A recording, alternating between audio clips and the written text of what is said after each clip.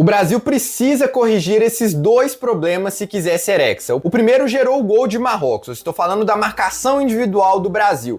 O Ancelotti opta por uma marcação mista. É individual até certo ponto, mas depois vira zona. Os jogadores não fazem perseguições tão longas. Só que isso tem gerado uma dúvida nos defensores do Brasil em várias jogadas, inclusive no gol de Marrocos. Se você reparar bem, depois que o Paquetá perde a bola, o Casemiro tá marcando o Saibari, que é o centroavante do Marrocos. Só que o Brahim Dias, ele tá deslocado lá da ponta direita para o centro, e o Douglas Santos está muito longe dele. Então o Casemiro, ele fica na dúvida se ele vai no Brahim Dias ou se ele vai no Saibari. Só que o pouco que ele acompanha o Saibari e depois larga é o suficiente para o Brahim Dias dominar no meio de campo e já achar o companheiro no meio da jogada. Então você percebe como que essa marcação individual de acompanhar e como que o Marrocos acumulou jogadores no mesmo setor atrapalhou o Brasil nesse lance do gol. E claro, a qualidade técnica do Brahim para achar o Saibari, mas eu destaco principalmente o problema que o Brasil teve nessa jogada. Além disso, teve outras questões também. O maior problema foi essa questão da falha individual, da marcação individual, só que você teve também um Gabriel Magalhães que,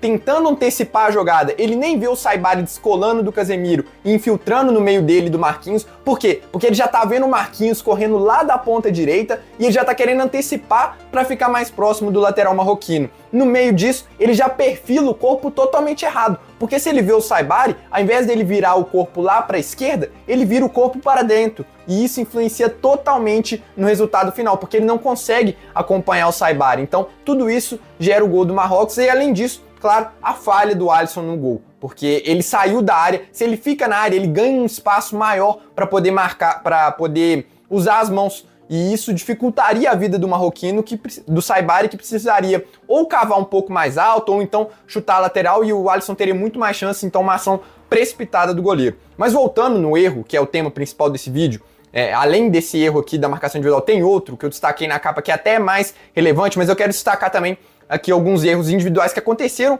em outros momentos do jogo. Por exemplo, um dos primeiros lances de perigo de Marrocos foi de novo com o Casemiro. O Casemiro, ele solta o Ounahi porque ele afunda demais na primeira linha, e eu entendo que às vezes isso é até proposital. O Ancelotti, ele quer que um jogador acompanhe essa última linha, mas o Casemiro afunda demais. O Ounahi fica livre e o Rafinha, ao mesmo tempo, ele larga o Hakimi, que consegue infiltrar nas costas de defesa e finaliza para fora. No segundo tempo, isso acontece de novo. O Magalhães acompanha o Saibari até lá na ponta esquerda, no meio de campo, e ao perceber que o atacante de Marrocos cortou para dentro e foi correndo, o Gabriel Magalhães marca. Ele até aponta pro Fabinho, acompanha.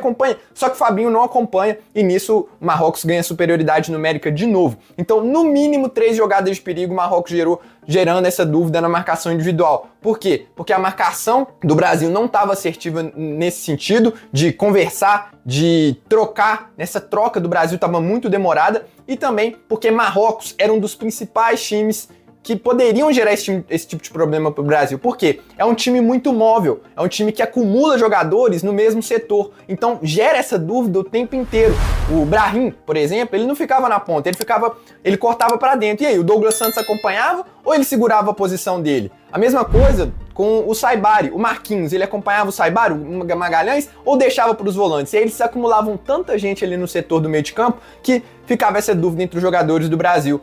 Ou seja, se pegar um time um pouco mais posicional, talvez tenha um pouco mais de facilidade. Só que o que mais me gerou preocupação nem foi esses erros de marcação individual, foi os pontas soltando os laterais. E isso aconteceu diversas vezes no jogo, principalmente no primeiro tempo, que foi quando a gente viu o Marrocos atropelar o Brasil em alguns momentos.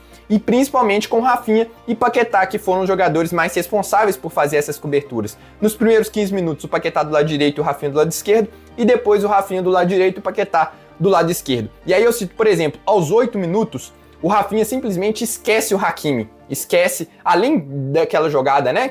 Só que ali o Rafinha, ele já tinha voltado, ele tava no sistema defensivo. Nessa jogada aos 8 minutos, ele esquece, simplesmente ele fica olhando para a bola e o Hakimi, tem a avenida toda para acompanhar. E depois que eles invertem, o time até melhora um pouco, mas acho que não por isso.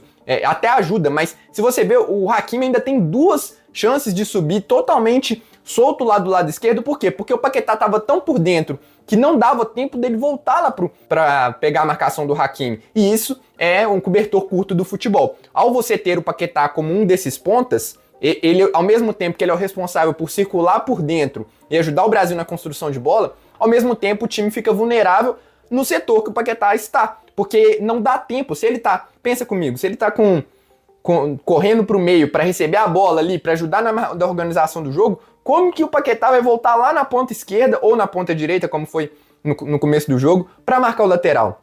Não dá tempo. E às vezes até dava tempo, só que o Paquetá, disperso, não olhou para a bola e esqueceu o Hakimi lá na esquerda. Então agora o Ancelotti tem um dilema. Ele precisa decidir se ele vai proteger mais esses corredores. Contra Haiti e Escócia talvez não tenha tanto problema, mas em jogos mais difíceis, dificilmente esse sistema ofensivo vai se manter. Ou então ele vai ter que deixar o Paquetá mais livre. Enfim, ele vai ter que procurar alguma solução e a gente falou isso em outros vídeos. Só que também não foram só esses erros. Por que o Marrocos amassou tanto assim o Brasil no primeiro tempo? Primeiro, muitos erros individuais da seleção brasileira, mas muitos, assim, coisa de outro mundo, porque são jogadores capacitados. Aí eu falo principalmente de Lucas Paquetá e Casemiro. O que esses caras erraram de domínio e passe foi coisa de outro mundo. Principalmente o Lucas Paquetá, ele erra uma saída de bola, ele inclusive erra o domínio na jogada do gol de Marrocos. Então o Paquetá, por mais que traga uma dinâmica muito boa pro ataque do Brasil, errou muito e não sei se por nervosismo, mas me surpreende, porque são dois jogadores de muita experiência, principalmente o Casemiro. Acho que o Casemiro foi mais erro técnico mesmo, o Paquetá já parecia um pouco mais nervoso, um pouco mais ansioso. E o Bruno Guimarães também errando muito passe. Então, tudo isso gerou o Marrocos muito tempo na frente, muito tempo com a bola, porque o Brasil não conseguia ficar com ela por causa desses erros, esses gestos técnicos. E além disso, duelos individuais, principalmente com o Ibanez na direita, porque o Ibanez ali, ele perdeu umas 3 jogadas que eu lembro de cabeça aqui, inclusive a primeira jogada que o Marrocos gera de perigo, foi com o Mazraoui, que nem é um grande driblador, ele é um lateral esquerdo improvisado, quer dizer, ele é um lateral que é destro, jogando na esquerda, e ele passa pelo Ibanez como se fosse nada.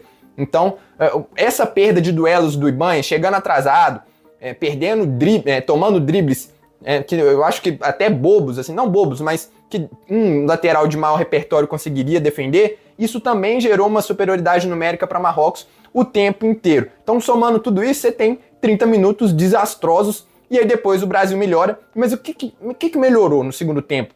Muitas pessoas julgaram que essa troca do Paquetá e do Rafinha resolveu o problema, mas não foi só isso, tá? Na verdade, eu acho que isso nem influenciou tanto assim. Primeiro, o Brasil parou de perder a bola tanto igual estava perdendo no primeiro tempo. Essa transição do Marrocos é o principal. Quando você para de perder a bola no campo de ataque, obviamente você vai sofrer menos contra-ataques, você vai ficar menos exposto. E quando perdia, você já matava a jogada. E nisso o Fabinho foi fundamental. Se o Casemiro não estava dando conta de fazer, o Fabinho fez faltas táticas sem levar amarelo e conseguiu preencher muito bem o espaço, parar jogadas quando o Marrocos estava avançando. Ou seja, não é que o Brasil conseguiu corrigir totalmente os erros, esses 2 erros que eu citei anteriormente, mas conseguiu aprimorar algumas coisas no jogo, como isso de roubar a bola mais rapidamente, de matar a jogada, então, e perder a bola menos, o que também ajudou. E, gente, um detalhe, quer dizer, parece um detalhe, mas se você prestar bastante atenção no jogo, aconteceu. Marrocos cansou.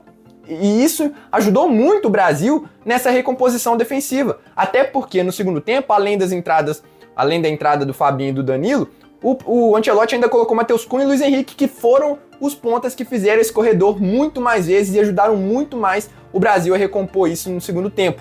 Então, tudo isso ajudou para o Brasil melhorar no segundo tempo, além de que as perdas dos duelos individuais, como estava acontecendo com o Casemiro, com o Danilo, o Brasil começou a levar vantagem. Então, não é que isso foi corrigido, não é que isso foi 100% consertado no primeiro tempo, mas somando o cansaço, somando as entradas, os duelos individuais, a questão do nervosismo passando, essas perdas de bola sendo menos frequentes, o Brasil conseguiu retomar um pouco do controle de jogo, não fez uma grande atuação, longe disso, mas lembrando que a gente enfrentou uma das melhores seleções do mundo, o único confronto de top 10 das seleções do ranking da FIFA. O time de Marrocos é muito bom e com certeza vai chegar longe nessa Copa do Mundo. Mas se o Brasil não conseguir corrigir isso, quando enfrentar um Portugal da vida que tem 50 mil jogadores no meio de campo, uma Espanha, não vai conseguir, porque o Brasil está muito mal nesses 2 aspectos defensivos. E esse foi só o principal problema coletivo que eu encontrei contra Marrocos, mas Tem outras discussões mais individuais que eu quero fazer aqui no canal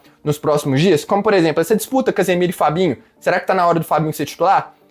Rafinha, merece ir pro banco? Endrick, o que acontece com o Endrick que não joga? Eu vou falar sobre isso ao longo da semana, então fica o convite para você se inscrever aqui no canal, deixar o like, deixa o hypar aí também, que ajuda muito no crescimento aqui do Seleção com Samuel.